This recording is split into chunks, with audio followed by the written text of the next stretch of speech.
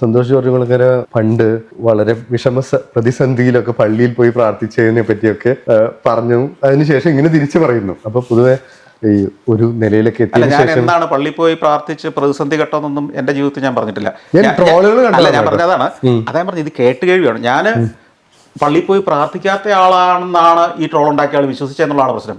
ഞാൻ എൻ്റെ ബാല്യകാലം മുതൽ, എനിക്ക് ഓർമ്മയുള്ള കാലം മുതൽ ഇന്ന് വരെ ഞാൻ കൃത്യമായിട്ട് പള്ളിയിൽ പോകുന്നയാളാണ്. അതിനകത്ത് ഒരു തർക്കത്തിന്റെ ആവശ്യമില്ല. പിന്നെ ഇപ്പൊ പ്രശ്നം തീർന്നില്ലേ? ഈ കഴിഞ്ഞ ഞായറാഴ്ച കൂടെ ഞാൻ പള്ളിയിൽ പോയ ആളാ.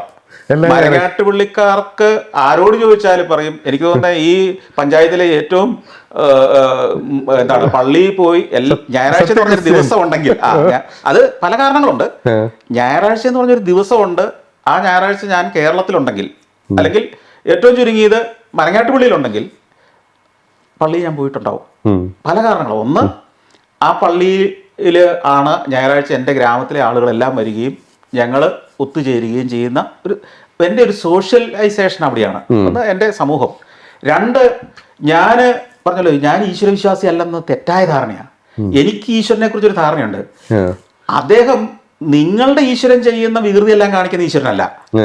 നിങ്ങളെ കുറച്ചുകൂടെ മാന്യൻ മാത്രമല്ല, നല്ല ബോധമുള്ള, ശാസ്ത്രബോധമുള്ള ഒരാളാണ് എൻ്റെ ദൈവം.